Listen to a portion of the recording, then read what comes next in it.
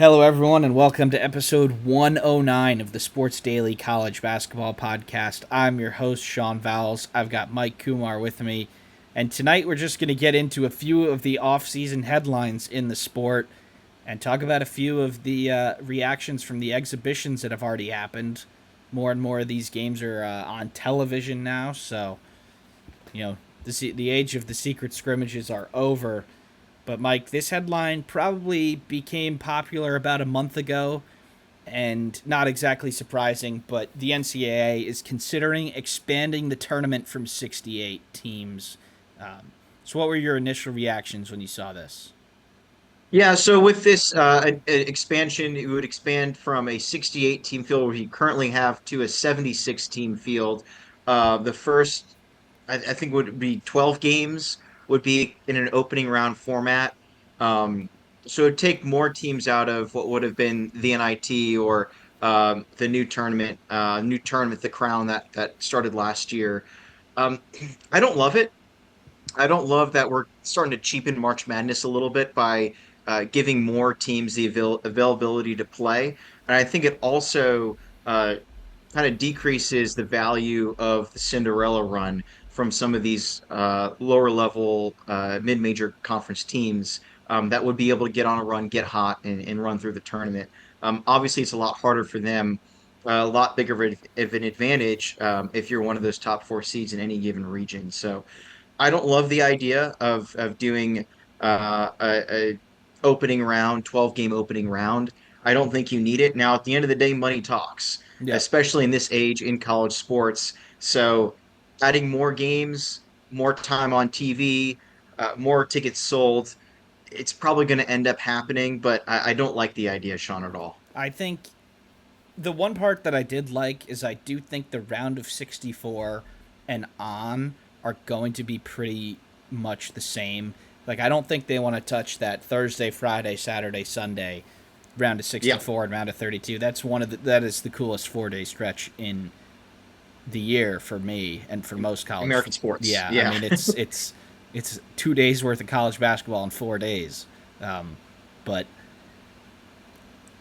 it seemed like Tuesday and Wednesday. It's usually 116 seed and one at large and one automatic bid game, and I just think they'd be adding on to that, so we'd get like a full day, presumably in Dayton, of more play-in games. It doesn't seem like they want to reward the conference champions of some of these smaller leagues. It seems like that might be. Yeah. I don't think I'd be opposed to four more teams, two more, 4 games Tuesday, 4 games Wednesday, but it seems like that it's just going to reward a 17 and 14 team from a power conference like we saw last year. Texas obviously got in with 15 losses at 18 and 15. Um, Yeah. that also seemed to be a reason why they wanted to expand it. The committee and the NCAA wanted. They felt like last year a lot more of those teams deserved to be in the field. That definitely was not the case with how some of those teams played all year. Um, None of them went particularly far in the tournament. So it is disappointing. I Yeah. think we do need to prepare for the fact that the field of 68 is probably coming to an end soon, whether it's 72, 74, 78, 80. Like, 96. Yeah. yeah, I think it's coming. There's up to 353 Division 1 teams now, and there was about 300 when the the NCAA moved it to a 64 team tournament about 35, 40 years ago. Um, so proportionally, it would be the same, but I think it's just disappointing. March Madness is one of the few things that has not really changed in our sports watching lives, and it appears that that might be on the horizon. But if you look at Yeah. last year's, like maybe if there's 8 more teams, Mike, we talked about next 4 out, there is a possibility for mid majors to get in there. Like we had all of the mid majors won last year, so we would have not known. But had Drake lost last year, or had UC San Diego, these 30 win teams, maybe they could sneak in this new format, but it doesn't seem likely. Yeah, and I think you also just got to think, what's the purpose of the NCAA tournament, right? Yep. Is it the purpose of the NCAA tournament to give more exposure, or is it to crown an actual national champion? The purpose is to crown a national champion, and you don't do that by adding an extra 8 teams that are right around 500 for the entire year. Look, I'm sorry, an 18 and 15, 17 and 16 team, shoot, might even be 17 and 17 team. Yep. They don't deserve to fight for a national championship shot if you weren't good enough to be one of those top 68 teams in the field. Um, so I just I don't really understand what it does other than get more money. And to me, it just seems like everything in the NCAA, the product has been cheapened over the last 10, 15 years, whether it's college football, NIL. We're going to be talking a little bit about, the G League players now coming to play. It just seems like the NCAA is really cheapening their product right here, really gilding it. And this is another example of why money is negatively affecting college sports. And this is a college basketball podcast, but Mike. But with the expansion of the college football playoff, the regular season means less and less, and that it will be the case if with an Yeah, expanded tournament, it's going to be who is. I mean, not that it wasn't already, who can but get it's into the going to field? be who's playing the best in Yeah, March and April. It's not going to be who's the best team. Now, I think the last couple of years, the best team has actually won, but we had when UConn won with Kemba Walker, they were an average good team for the entire year, and they go on a historic crazy run. They were not the best team for 90% of that season. You had it then UConn again as a 7 seed. They weren't the best team. So it has been that way before, but with the regular season getting bumped from 32 or 31 to 32 games now, so that's a minimum of 33 games if you make your conference tournament. It used to be 31, minimum of 32. The regular season's really meaning less and less, and for a yeah. sport that seems to struggle for regular fans to care about it in the regular season, I don't know if that's the smartest move. Yeah, and I think you talked about UConn and some of these other teams that come to life in March. NC State a couple of years Yeah. ago, North Carolina in 2022. Um, these teams they did come to life in March. Yep. Even George Mason way back when, but they a lot of them won their conference championship, right? So they earned an automatic bid to get in. UConn, I think all of those teams that I mentioned, except for George Mason, I did think that. the 7 seed UConn didn't, but all the other teams did. Sure. Yeah, Yeah. they may have been close. Yeah. Kemba made his run through Yeah. the Garden though The that three, year. yeah, the 3 seed year. Yeah.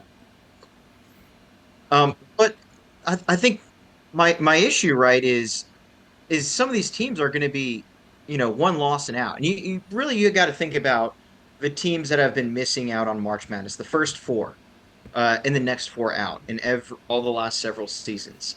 And look, I understand playing for an NIT or the Crown, whatever, is a much different mindset than playing for an NIT, right? You're playing for a championship, a real one. But most of them haven't really played well enough in the NIT for me to think, man, like they could have Yeah. made a run in the NCAA tournament. Like, okay, yeah, maybe they could have picked off a game against the sixth seed in the tournament and gotten a shot to play in March. Um, but none of those teams would have made it to the Sweet 16. I think, West Virginia, for example, was one of the biggest snubs last year that I've seen in a long time.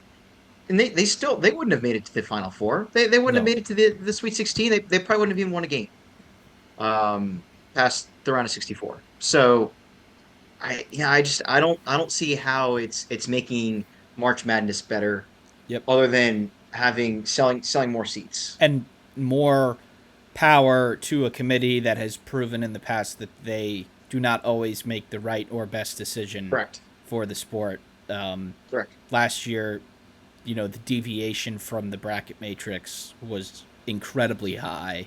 Yeah, They it were was two bad. two seeds off the consensus now. The bracket matrix has grown a lot since I started doing it. With the first year I did it, it was about 75 to 100 people. It's over 250 now. So for them to be that off, it is a little bit alarming. We obviously know the whole North Carolina situation last year, but just more in their power to me is not good. They have more decisions to make now because the number of conferences is not growing. So the new spots will all be at large selections. In fact, Yeah. it's actually decreasing because the Pac-12 but the Pac-12 is coming back, so +1. But yeah, so disappointing there for most college basketball fans. But you know, I'm sure if there were podcasts back in the 70s and 80s when the field was Might be expanded saying the same. expanded to 64, maybe that they were saying the same thing then. So, all right, Mike. Well, you hinted at it earlier. The second topic we want to get to today is eligibility. G League players are now expected to get eligibility in college. Now, there's a couple of ones that are being recruited out there. This is definitely a new era in the sport. I know with the European professionals, it's a little bit different, but it seems to be the 5 year from your high school graduation rule applies here. But G League players may now be in play for college basketball. What are your thoughts on that? Yeah, I think it's absolutely crazy. You're looking at guys that are legitimately professional basketball players, Yep. right? I think the equivalency to this is having players that are playing professionally in Europe, whether it's La Liga or Germany or anywhere in Europe, coming to go play professionally in the United States. They're making a professional paycheck. And look, I understand a lot of these guys are making more money in NIL anyways. So some people ask what's the difference? I think what the difference is you're talking about 21, 22-year-olds that have been playing professional ball experience going up against 18-year-olds that are just coming out of high school, right? That is a huge delta in maturity, development, and even some talent at that point. It's absolutely asinine to me. It's funny. We used to talk about in before our times of talking about it, Sean, but if 18-year-olds should or 17-year-olds should be able to go get drafted in the NBA, right? Back to the early 2000s Yep. with LeBron, Kevin Garnett, etc.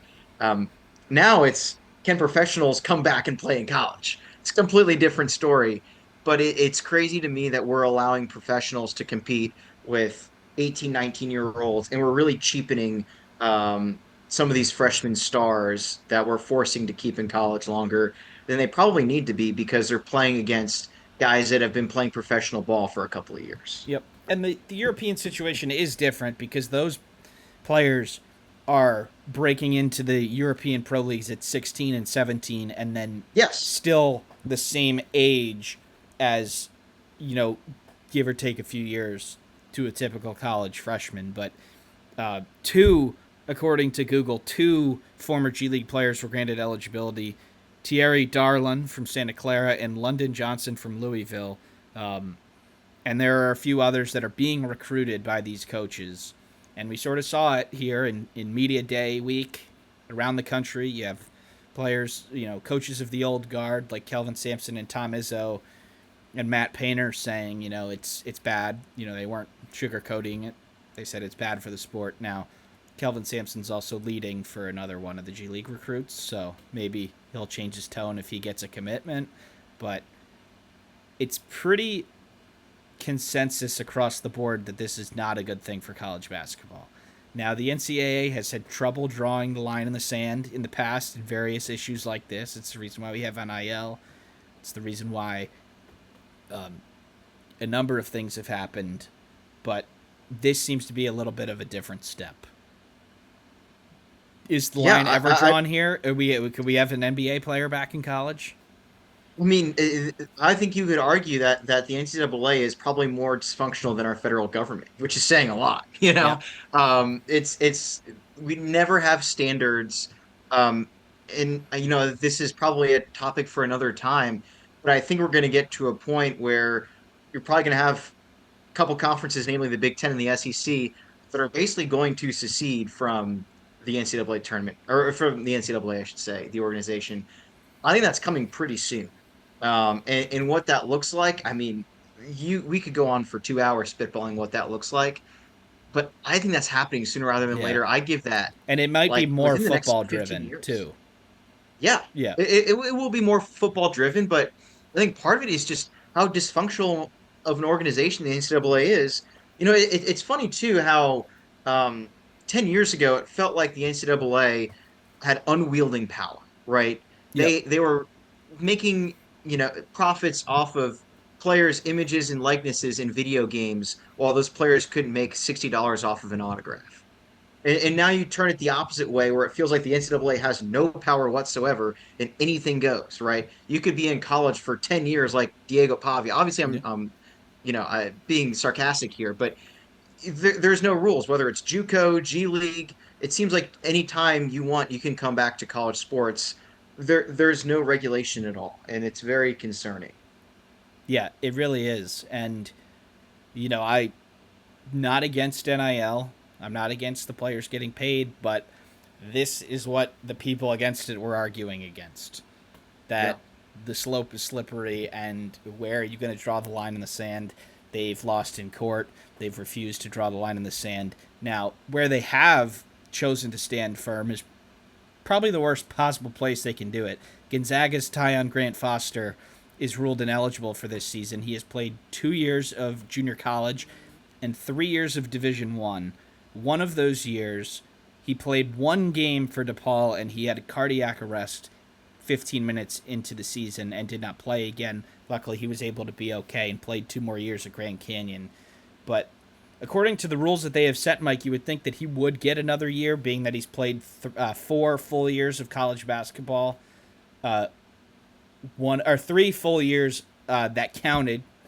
The Pavia ruling that you mentioned Yeah. earlier for football ruled that junior college does not count towards the eligibility clock, but he without even stretching the rule, he should have another year of eligibility, and the NCAA has denied that.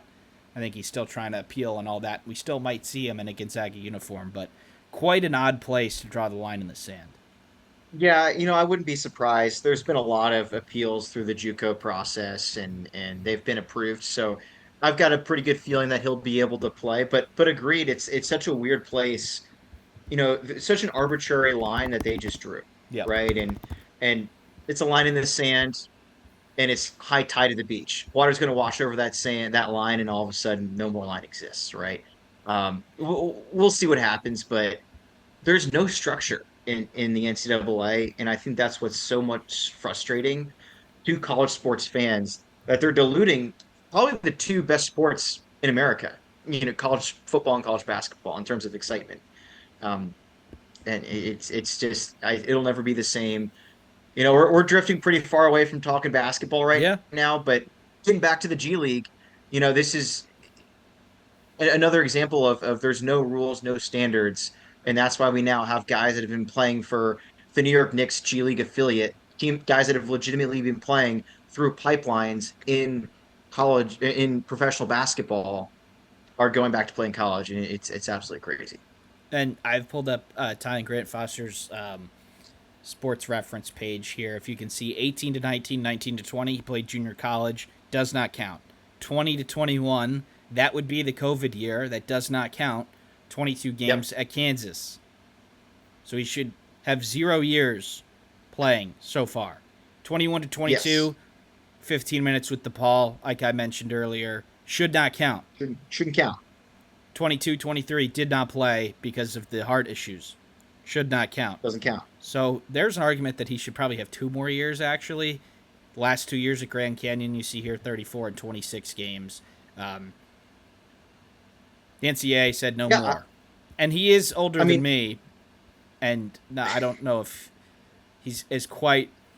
I think he's in between us, Mike, in terms of age. But yeah. still, this seems pretty odd that he has 0 years left when I think there's a pretty good argument he could have two. Yeah, I think that just the legitimate question is, what's the line? Yeah.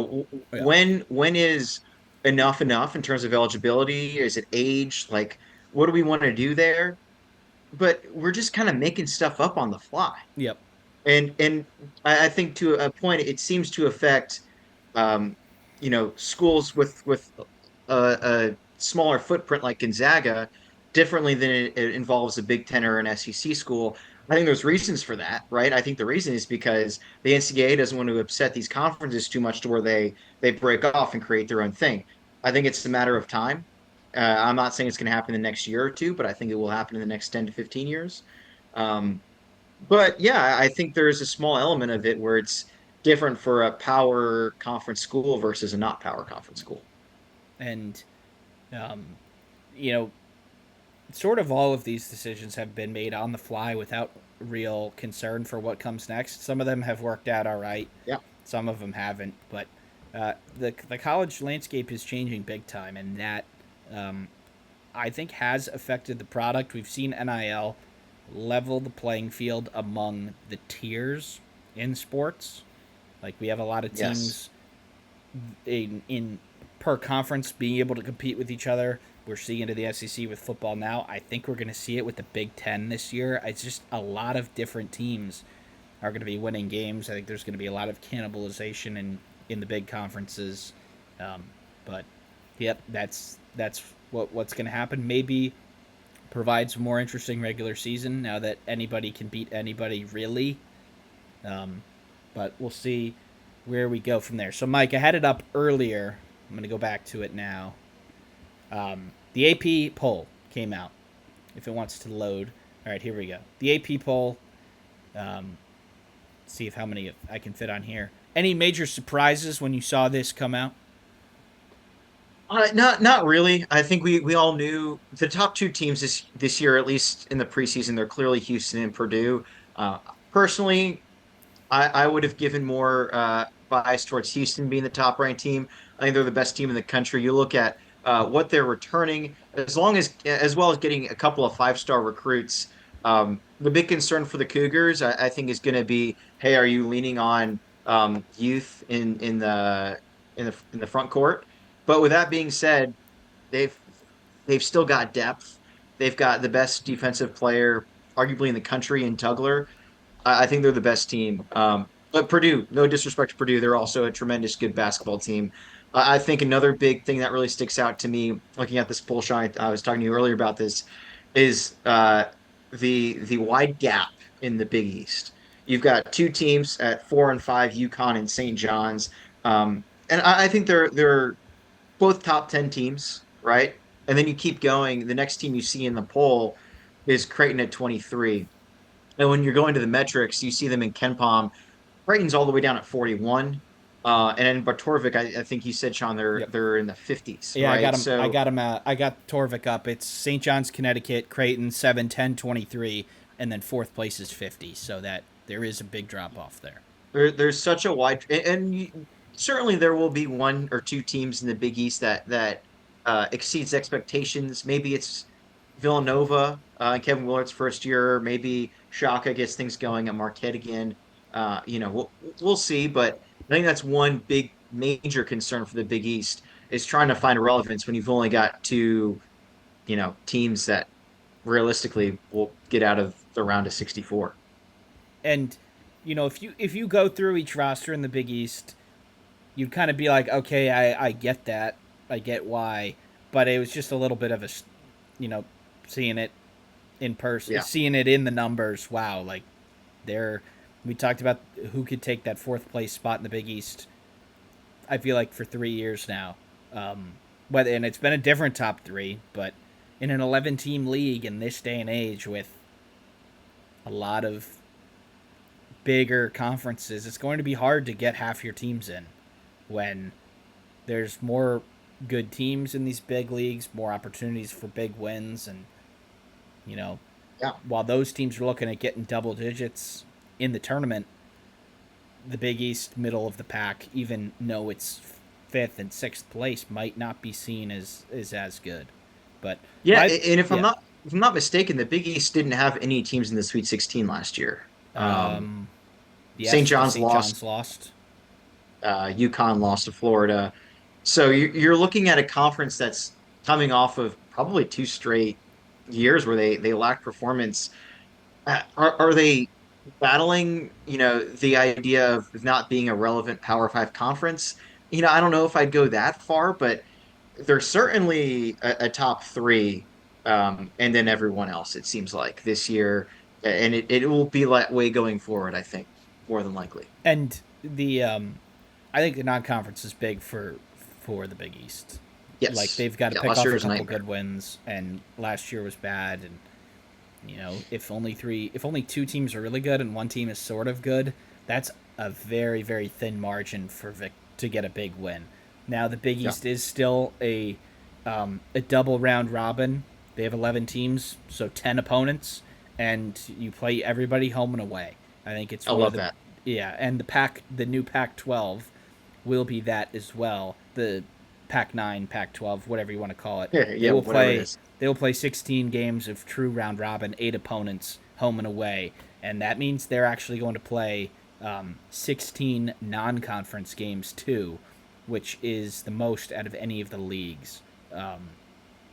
As we'll go to 32 in the future. But one more thing with the AP poll, Mike. I think the if you look at this 20 to 25 spot, that is all name, the name on the jersey. You have Auburn Yeah, at 20, who has a brand new coach, Stephen Pearl. You have Gonzaga at 21, we talked about earlier. Name, they're there. Michigan State, 22. Creighton, 23. Wisconsin is sort of on the ascendancy at 24, and North Carolina at 25. I think there's a chance that all of those teams are not as good as we think, but that might be the end of the AP poll, the preseason AP poll. Just throw somebody in there who you know will be all right, but not that good. yeah, I think that's the way that you've got to do it. And we're such a long way from March right now. The season starts in a week, but in reality, there's so much basketball to be played. It's really tough to say, oh, these teams are going to be the best teams in college basketball. We're going to have a team in the top 10 that's going to be like arguably not in the tournament. Yep. It happens every year. If I had to guess from this top 10, I would say that that might be BYU, and the reason I say that is because I think they're going to really struggle on the defensive end this year, despite having a $14 million roster. But there's going to be plenty of teams in this top 25 that are not going to be up to par, right? I think Baylor was an example last year. I think they were preseason sixth, and they kind of just snuck into the tournament, didn't play very well last year. So UConn as well. yes, Yeah. yeah, UConn as well. So we'll see how this goes. So much of this is just the name on the jersey, or who's your coach, or who spent the most money, or who got some of the better recruits. It's all arbitrary right now. It's a big transfer portal. They're putting a lot of stock in the big transfer portal gets, I think, with Yaxel Lendenborg going to Michigan there at 7th. St. John's had a very nice haul with Bryce Hopkins among Dylan Mitchell, others, they're 5th. Kentucky as well with freshmen and transfers. Like they're all given a let. Louisville too, probably the best transfer class in my opinion across the board, led by Ryan Conwell. So we've sort of had to deal with this the last couple of years where teams may have accumulated a lot of talent and might look really good on paper, but it is really all about the fit and the team. Like Yeah, there's been a couple teams over the past few years where like really like this is their roster going in and they've turned out fine, and others yeah, where we're like this is a top 12 team, this team's gonna Final Four threat, and then they barely make the tournament or don't make the tournament. So sure, yep, absolutely. that's why we still play the game. Got to see what happens, but um, let's go to BYU. Like you said, Mike, they've played 2 exhibitions now that have been both of them have been on TV. So, um, you know, if you see a score from an exhibition, I wouldn't read that much into it until you can see the actual game. And the defense is a big issue for me, Mike. They lost to Nebraska, who was picked 14th in the Big Ten poll by 1, and then they beat North Carolina 78-76 last night. I did watch that game, and both teams did not impress me. North Carolina obviously still in the AP poll, but Debansa is really good. Likely a 1 or 2 pick in next year's NBA draft. They still have Richie Saunders. Their offense still looks good, but the defense might be an issue, Mike. And I don't quite know if. Okay, so the analytics are picking up on that as Ken Palm has them in 18th, 55th in defense. Yeah.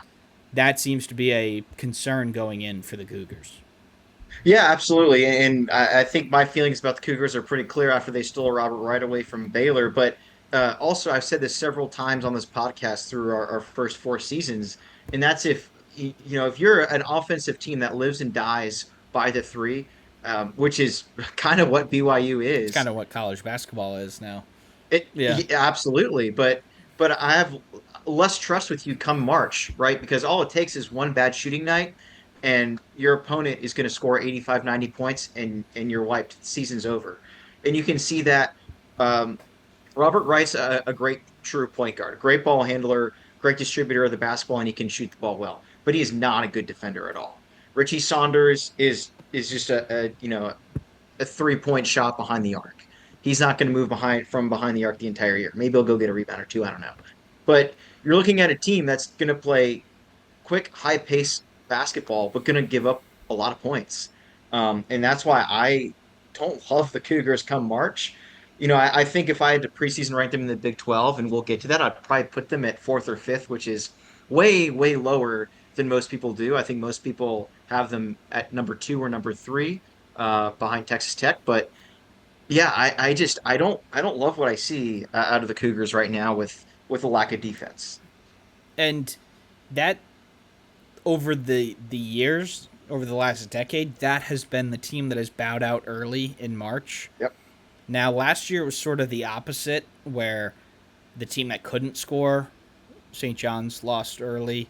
Um, but, we'll have to see. I was not impressed Yeah, with BYU's defense. I don't know if North Carolina has a lot of firepower on the offensive end, and they still got a lot of good shots. Now, on Ken Palm here, you have to scroll all the way to 33 to find North Carolina, and they're 25th in offense, 45th in defense. So it's not like as if they're a bad offense at all. But I would have thought that if BYU is really a top 10 team, they should have beaten North Carolina, not convincingly or in dominating fashion, but they should have probably controlled the game, and they didn't.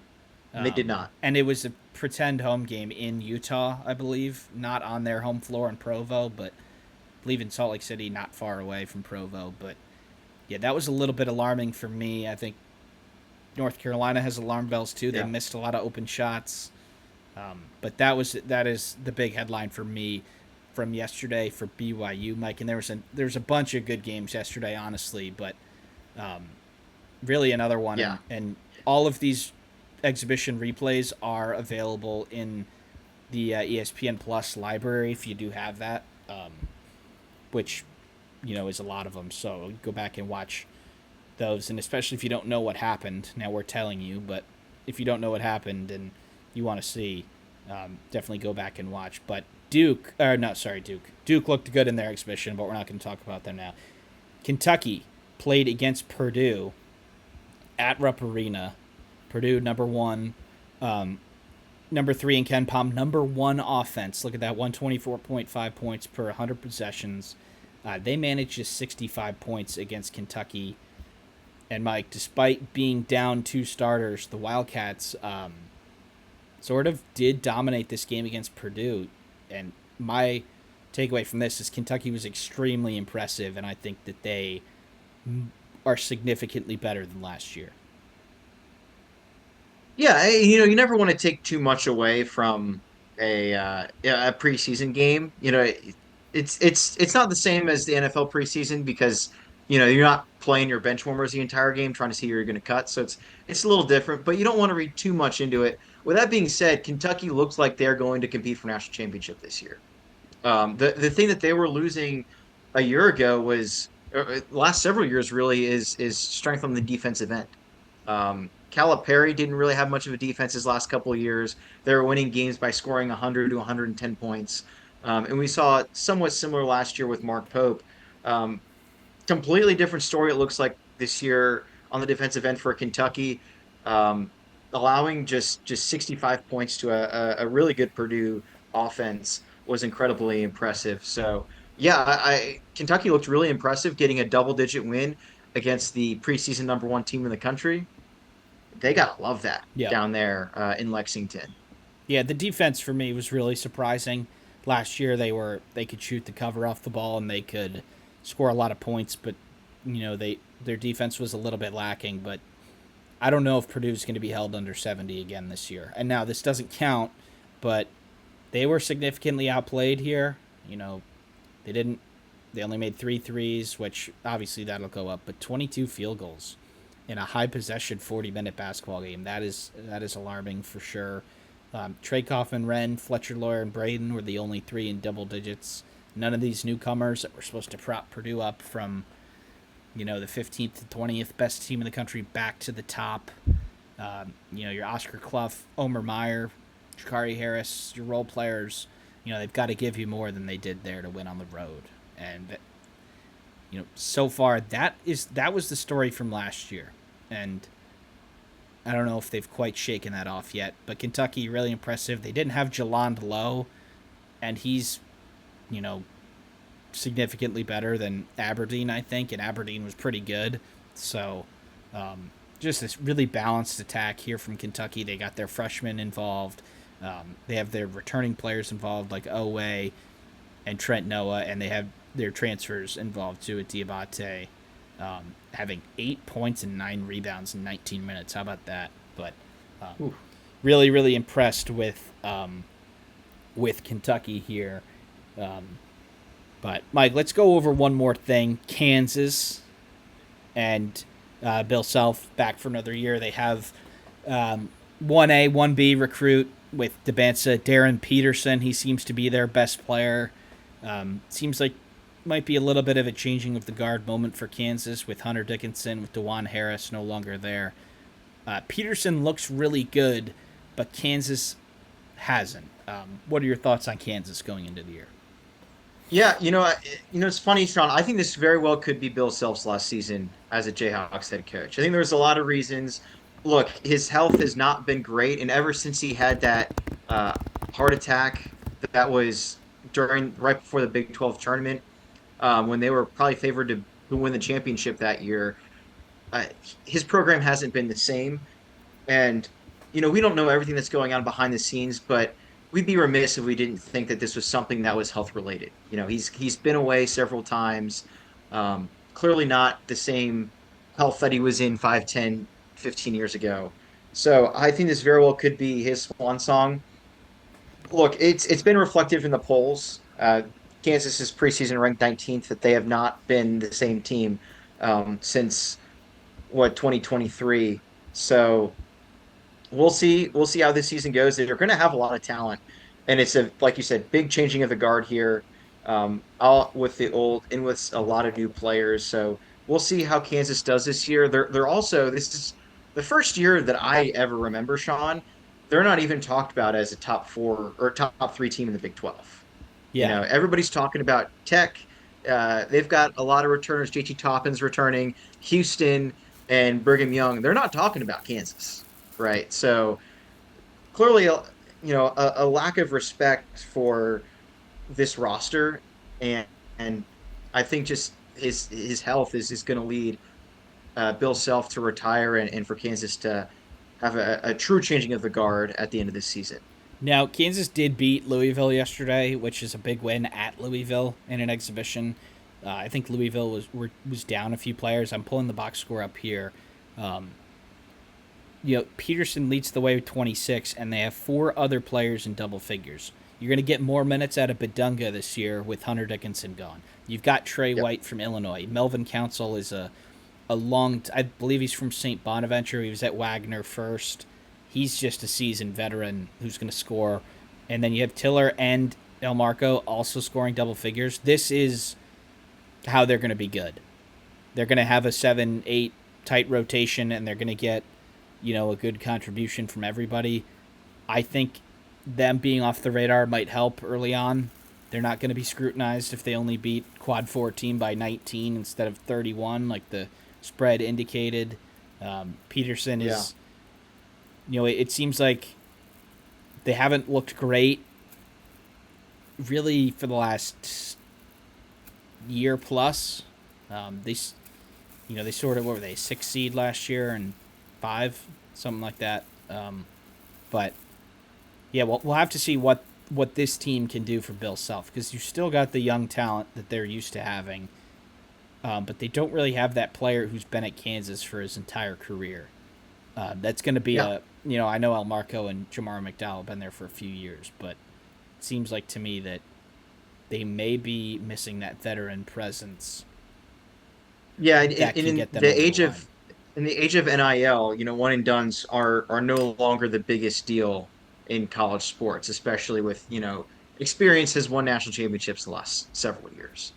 Uh, so having Darian Peterson, who's probably their best player, right? One of the top prospects for the NBA draft behind Devansa, if we're being honest.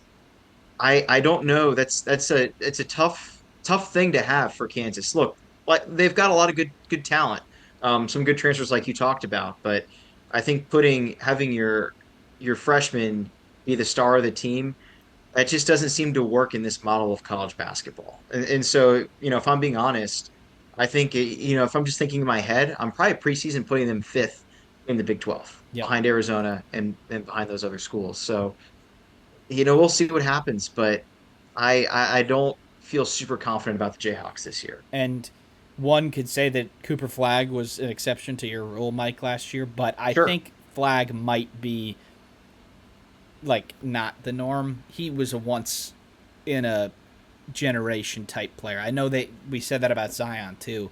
And I think Zion, that was true for Zion too, but He was, yeah. they also had another lottery pick in Con Knipple, and they had a couple of veterans who have been around there for a long time at Duke. So, you know, Yeah, that was a loaded roster yeah, by Duke. It wasn't yeah. It just one player. it wasn't quite this.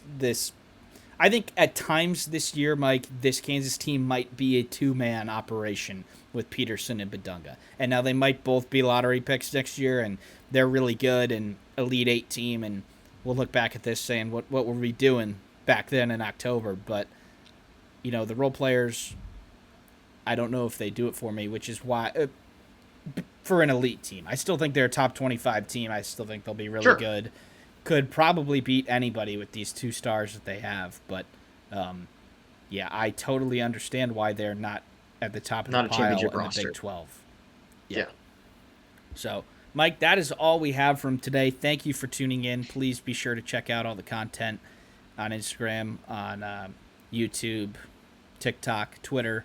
We'll be doing it all. So, thank you, everybody, for tuning in, and we'll see you next time.